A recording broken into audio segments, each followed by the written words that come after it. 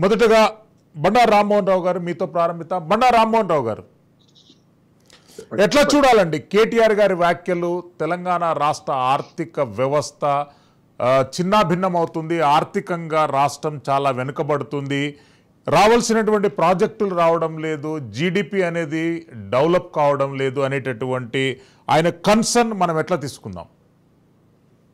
శ్రీశైలం గారు, మీకు పుల్లారావు గారికి, మిగతా ఇతర మిత్రులందరికీ నమస్కారం. మన ప్రేక్షకులకు కూడా ఎట్లా ఉందంటే, ఇది ఒకరి మీద ఒకరు ఆరోపణ చేసుకుంటే ఎట్లా ఉందంటే, అందరూ అదే పని చేస్తున్నారు, ఒకరి మీద ఒకరు ఆరోపణ చేసుకుంటున్నారు.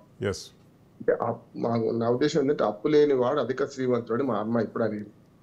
అప్పు చేయకుండా ఎవరు ఉండం, కానీ అప్పు చేసి పప్పు కూడా తింటున్నామా, అప్పు చేసి మనం దాన్ని అభివృద్ధికి వైపు పెడుతున్నామా అనేది ఆలోచన చేయాలి. ఉదాహరణకు 10 ఏళ్ళు తీసుకుందాం. అంతకుముందు కాంగ్రెస్ ప్రభుత్వం అప్పు చేయలేదు. ఇప్పుడు ఎట్లుంటదంటే, తెలంగాణలో సాగుతుంది శ్రీశైలం గారు, తవ్వినా కొద్ది పెంకాసులు వెళ్తాయి అంటే తవ్వినా కొద్ది పాత వెళ్తాయి. ఇప్పుడు వీళ్ళు బీఆర్ఎస్ అంటే, అంతకుముందు వాళ్ళు కాంగ్రెస్ అంటారు, అంతకుముందు వాళ్ళు టీడీపీని అంటారు. అంటే అప్పు చేయకుండా ఏ ప్రభుత్వం లేదు.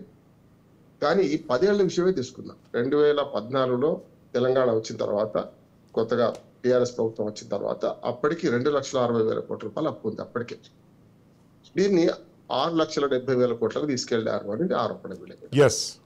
నేను ఏం చేద్దామంటే, నేను పార్టీలకు అతీతంగా మాట్లాడుతున్నాను. ఇందులో 3 రకాల అప్పులు ఉంటాయి. బడ్జెటరీ అప్పులు, అట్లానే మనకు గ్యారంటీ అప్పులు. గ్యారంటీ అప్పులు అంటే ఇప్పుడు విద్యుత్ కేంద్రాలు భద్రాద్రి, యాదాద్రి తీసుకున్నారు కదా, అది గ్యారంటీ అప్పులు. అంటే విద్యుత్ ప్రాజెక్టు చేపట్టినప్పుడు వాళ్ళు తీరుస్తారని చెప్పడం. మూడోది కార్పొరేషన్ ఏర్పాటు, కాళేశ్వరం కార్పొరేషన్ ఏర్పాటు చేశారు, దాని మీద. ఈ 3 రకాల అప్పులుగా చూడాలి. మొత్తం 6,70,000 కోట్లు అని ప్రతిపక్షం అదే చెప్తుంది, ప్రభుత్వం కూడా అదే చెప్తుంది. అంతకుముందు ఉన్న ప్రభుత్వం అదే చెప్తుంది, ఇప్పుడు ఉన్న ప్రభుత్వం కూడా అదే చెప్తుంది. సుమారు 7 లక్షలు అనుకోండి, అంటే సుమారు 4,5 లక్షల కోట్లు కొత్తగా అప్పులు చేశారు. రకరకాల 3 రకాలు. ఇప్పుడు కొన్నిటికంటే ఇప్పుడు ఏమైందంటే, ప్రతిరోజు పరిగడిపోయిన పరిస్థితి తయారైపోయింది. ప్రభుత్వాలకు ఏమైందంటే, ప్రతిరోజు పరిగడిపోయి, ఇప్పుడు ఇవాళ జీతాలు ఇవ్వాలంటే రిజర్వ్ బ్యాంక్ ద్వారా అప్పులు తీసుకుందాం, FRBM పరిమితులు లోబడి. ఇవన్నీ ఏ అప్పులు కూడా FRBM పరిమితులు లోబడి తెచ్చినాయి. ఏ ప్రభుత్వం తెచ్చినా, అంతకుముందు తెచ్చినా, ఇప్పుడు తెచ్చే వీళ్ళు కూడా తెచ్చినా కూడా.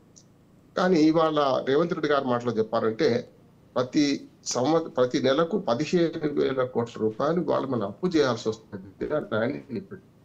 ఇవాళ 6 నెలలు అంటే 90,000 కోట్ల రూపాయలు అప్పు అయింది, వద్దన్నా అయింది. ఎందుకు అంటే, ప్రతి నెల 1 తారీఖు జీతాలు ఇవ్వాలి, ఇది తప్పదు. అంటే మనకు ప్లాన్డ్ బడ్జెట్, నాన్ ప్లాన్ అంటాం కదా, ఇవి తప్పయి. కారణ కోడికి బారణ మసాలా అవుతుంది. చూస్తున్నాం ప్రభుత్వ ఉద్యోగులు ఎట్లా పని చేస్తున్నారో చూస్తున్నాం. ఆఫీసుల దగ్గర 11 గంటల ఎందుకు ఎట్లా రావడం చూస్తున్నాం. నేను చెప్పిన మాట కాదు ఇది.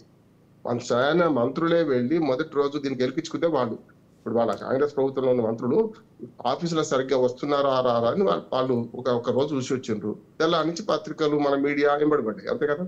అందుకని ఏమంటున్నానంటే, ఇవాళ ప్రభుత్వ ఉద్యోగుల జీతభత్యాలకు పోతున్నాయి, అట్లానే రోజువారీ ఖర్చులు ఉంటాయి, సాధారణ ఖర్చు అంట, ఇవన్నీ పోతుంటాయి.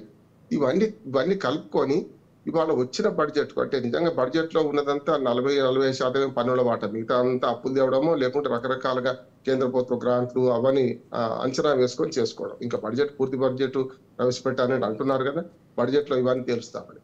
అయితే కొన్ని అకమించి కొన్ని ప్రభుత్వం కొన్ని భారం పెట్టుకున్నది. నేనేమంటున్నాను, పాత ప్రభుత్వం నిలిచే ముందు కొత్త ప్రభుత్వం ఏం చేస్తున్నారు ఒక మాట చెప్పి ముగిస్తారు.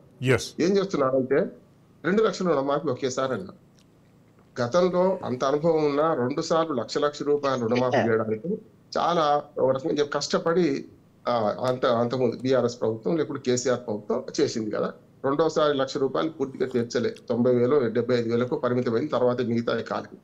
కానీ వాళ్ళ 2 లక్షల రూపాయలు ఒకేసారి మనం చెల్లిస్తాం అనే దాన్ని మాట్లాడుతూ ఇవాళ మరొకసారి ఈ అప్పు తీసుకోవాల్సిన పరిస్థితి తీసుకొస్తుంది. అందుకని చూడండి, కార్పొరేషన్ ఏర్పాటు చేసి సుమారు 40,000 కోట్ల రూపాయలు ఈ ప్రభుత్వం అప్పు తేపోతుంది అతి త్వరలో.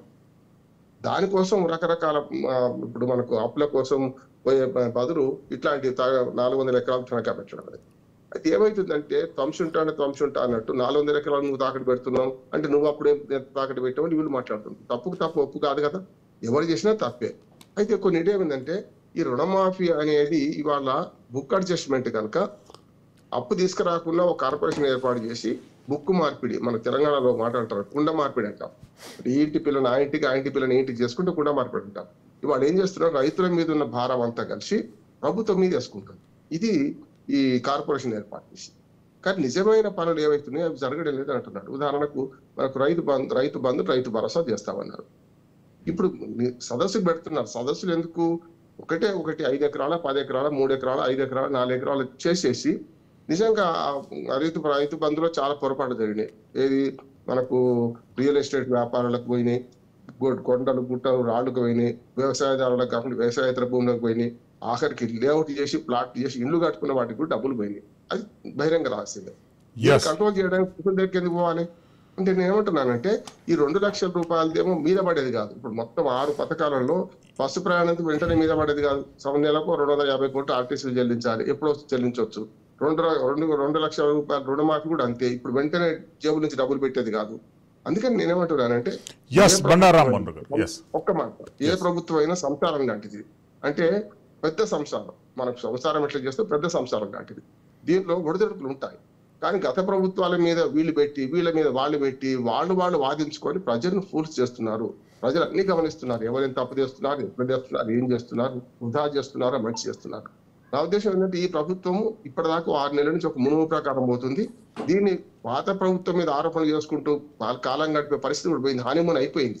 చేయాల్సిన పని తమదైన రీతితో తమ పాలన కొనసాగించాల్సిన అవసరం ఉంది.